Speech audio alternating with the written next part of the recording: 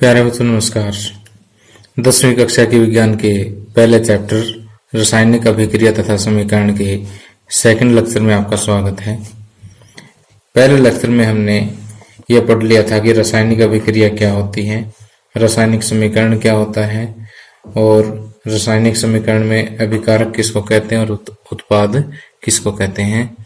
इसके अलावा हमने पढ़ा था कि रासायनिक समीकरण दो प्रकार के होते हैं, संतुलित रासायनिक समीकरण और असंतुलित रासायनिक समीकरण। संतुलित रासायनिक समीकरणों में मैंने बताया था कि ऐसा रासायनिक समीकरण जिसमें अभिकारकों और उत्पादों में प्रत्येक तत्व के परमाणुओं की संख्या क्या हो, समान हो। अर्थात प्रत्येक तत्व के जितने परमाणु अभिकारकों में है उतने परमाणु किसमें होना चाहिए, उत्पाद में होना चाहिए। तो ऐसा जो समीकरण है वो क्या है, संतुलित रासायनिक समीकरण। और असंतुलित में जस्ट आप समझ गए होंगे कि कम से कम एक ऐसा तत्व हो जिसके परमाणुओं की संख्या अभिकारकों और उत्पादों में बराबर ना हो, ऐसा असंतुलित रासायनिक समीकरण कहलाता है। तो हमें प्रत्येक रासायनिक समीकरण को संतुलित करना जरूरी है, होता है, आवश्यक होता है। तो यहाँ से एक बहुत ही इंपॉर्टेंट क्वेश्चन बनता है कि प्रत्येक रासायनिक समीकरण को संतुलित करना आवश्यक क्यों है। ओके, ये मैं समझाता हूँ आपको कि रासायनिक समीकरण को संतुलित करना क्यों आवश्यक है। कि देखिए, हमने 9th क्लास में एक नियम पढ़ा था, बिल्कुल आसान सा नियम था ये, द्रव्यमान संरक्षण का नियम। ये द्रव्यमान संरक्षण का नियम क्या कहता है कि द्रव्यमान किसी भी भौतिक या रासायनिक परिवर्तन में द्रव्यमान न तो पैदा किया जा सकता है और न ही नष्ट किया जा सकता है। कहने का मतलब ये है कि जितना द्रव्यमान अभिकारकों का होगा उतना ही द्रव्यमान किसका होगा, उत्पादकों का या उत्पादों का द्रव्यमान उतना ही होगा। ओके, क्योंकि द्रव्यमान संरक्षण का नियम क्या कहता है कि द्रव्यमान न तो पैदा किया जा सकता है और न ही नष्ट किया जा सकता है। तो जितना द्रव्यमान अभिकारकों का होगा कुल मिलाकर के, कुल उतना ही द्रव्यमान किसका होगा, उत्पादों का होगा। ठीक है, तो यहाँ से ये बात निकल के सामने आती है कि जितने प्रत्येक तत्व के जितने परमाणु अभिकारकों में हैं तो प्रत्येक तत्व के उतने ही परमाणु उत्पादों में रहेंगे। ठीक, तो इसलिए रासायनिक समीकरण को संतुलित करना आवश्यक है। तो देखिए, यहाँ मैंने आसान सी भाषा में आपके लिए लिख भी दिया है कि द्रव्यमान संरक्षण के नियम के अनुसार किसी भी रासायनिक अभिक्रिया में द्रव्यमान का न तो निर्माण होता है और न ही विनाश। अर्थात किसी भी रासायनिक अभिक्रिया में उत्पाद तत्वों का कुल द्रव्यमान अभिकारक तत्वों के कुल द्रव्यमानों के बराबर होता है। या तत्वों के जब पदार्थों का भी शब्द यूज कर सकते हो। अतः रासायनिक अभिक्रिया के पहले और उसके पश्चात प्रत्येक तत्व के परमाणुओं की संख्या समान रहती है, इसलिए हमें कंकाली समीकरण को संतुलित करना आवश्यक है। ओके, और एक कंकाली समीकरण कौन सा होता है जिसमें हम सिर्फ अभिकारकों और उत्पादों की सिर्फ वो लिख देते हैं, रासायनिक सूत्र और उनके फार्मूले लिख देते हैं। ओके, बिना बैलेंस किए हुए, ऐसा समीकरण जो है क्या कहलाता है, कंकाली समीकरण कहलाता है। अब अगला टॉपिक है रासायनिक समीकरण को लिखने के निर्देश। कि रासायनिक समीकरण लिखते टाइम किन किन बातों का हमें विशेष रूप से ध्यान रखना होता है, कौन कौन से रूल हमें फॉलो करने होते हैं, वो हम अभी यहाँ पर पढ़ेंगे। तो देखिए कि सबसे पहला जो नियम है कि पहले तो हम अभिकारक लिखते हैं, उसके बाद तीर का निशान लगाते हैं, उसके बाद हम उत्पाद लिखते हैं।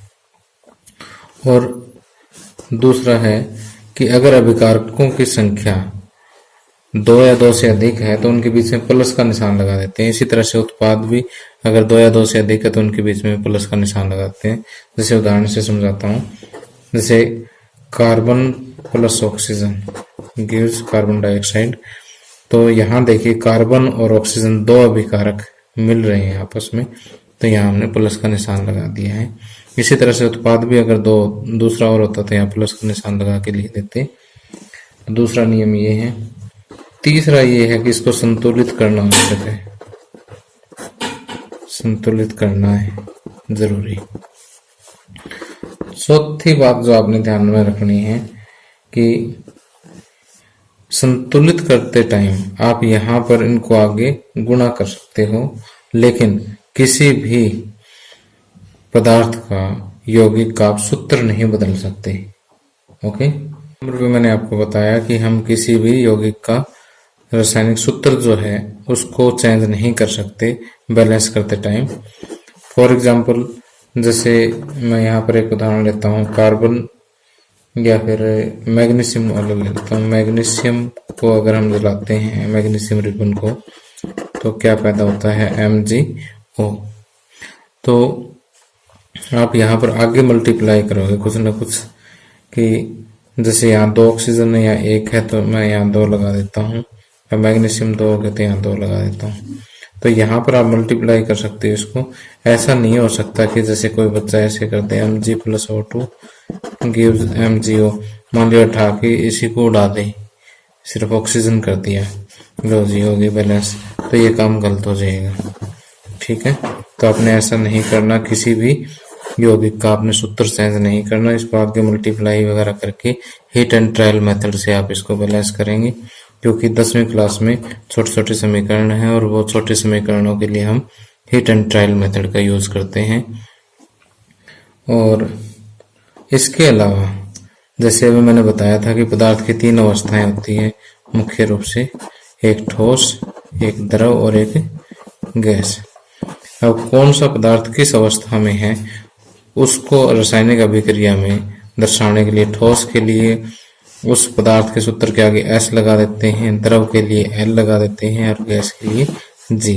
S for solid, solid means ठोस, L for liquid, liquid means द्रव, G for gas. Okay, for example जैसे ये वाला रासायनिक अभिक्रिया है, calcium oxide plus water.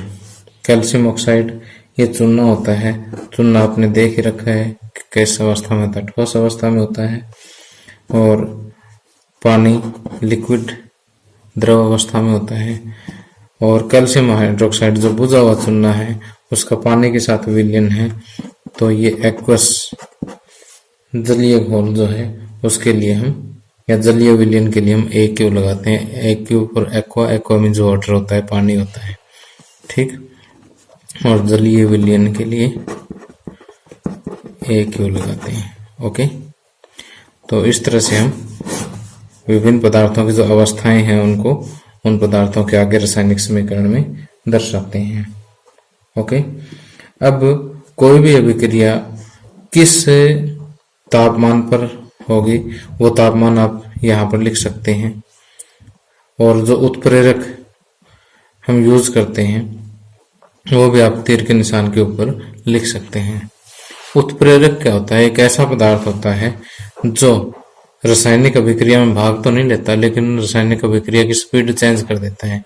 Speed को फास्ट भी कर सकता है और स्पीड को स्लो भी कर सकता है।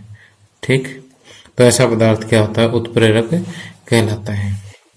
तो उत्प्रेरक है, ताप है, दाब वगैरह जो है वो हम इस तीर के निशान के ऊपर लिख देते हैं।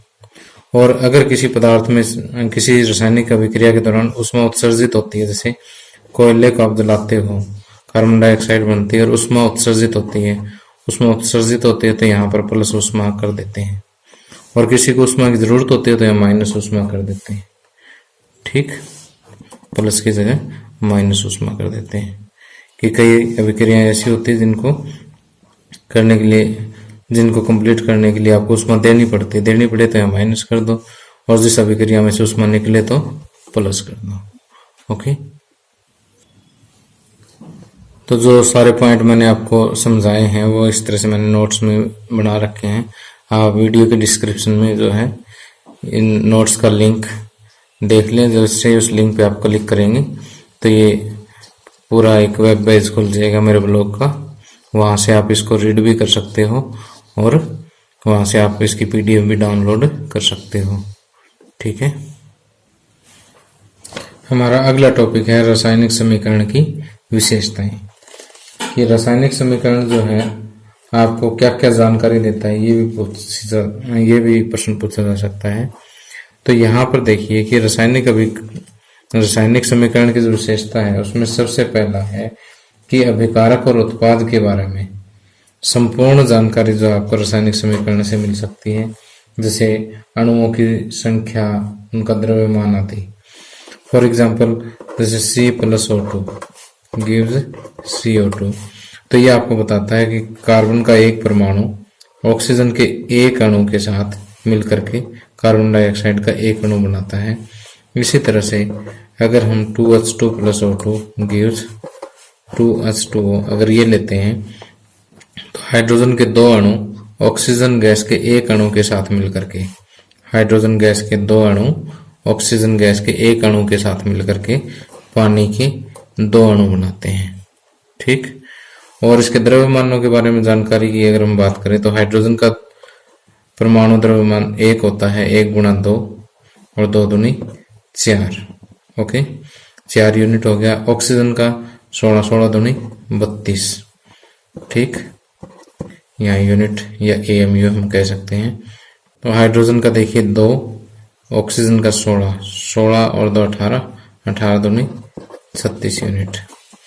तो यहाँ पे द्रव्यमान संरक्षण का नियम भी आप कंपेयर कर सकते हो, 32 और 4 36 और इधर भी 36, यानी जितना द्रव्यमान अभिकारकों का है उतना ही उत्पाद का जो है कुल द्रव्यमान यहाँ पर है।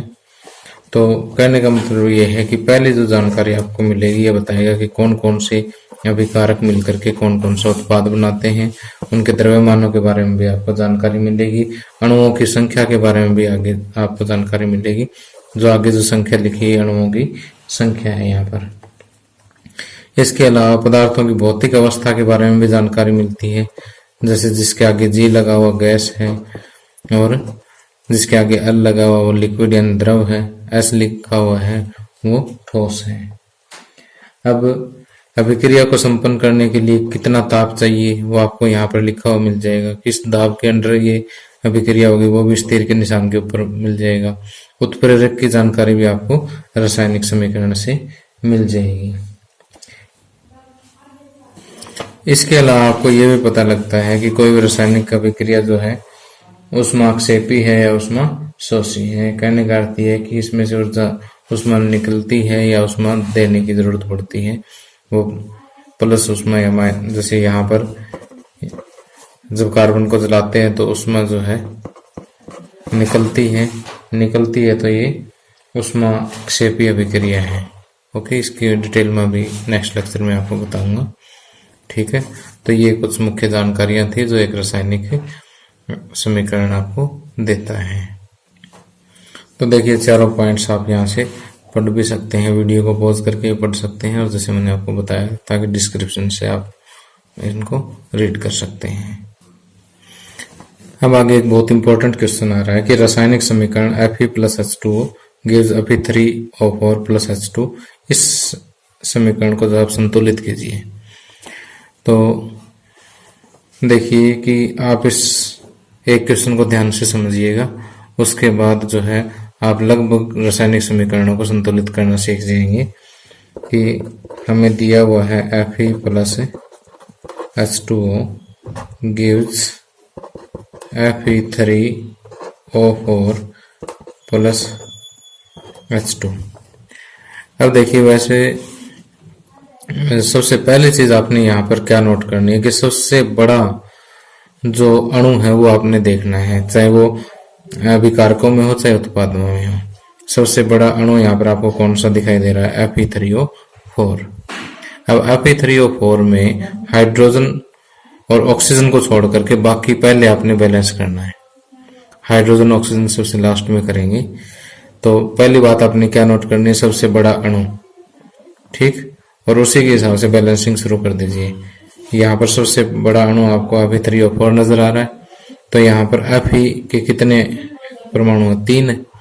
तो ये 3 बैलेंस करने के लिए मैं यहाँ पर Fe के आगे 3 लगा देता हूँ। ओके, और उसके बाद बचेगा आपका हाइड्रोजन और ऑक्सीजन। इनको हम इकट्ठा बैलेंस करेंगे। तो यहाँ देखिए कि ऑक्सीजन कितने, 4, यहाँ ऑक्सीजन 1 और बाकी और कहीं भी ऑक्सीजन नहीं है। तो इस 4 को बैलेंस करने के लिए मैं यहाँ 4 लगाऊंगा, यहाँ 4 नहीं लगाऊंगा। यहाँ 4 लगाते ही तो इसका अणुसूत्र चेंज हो जाएगा, जो आप कर नहीं सकते। अब हाइड्रोजन देख लो, 4 दूनी 8 और यहाँ 2 है, तो यहाँ पर मैं 4 लगा देता हूँ। ओके, तो इस तरह से आपके पास एक संतुलित रासायनिक समीकरण प्राप्त हो जाता है।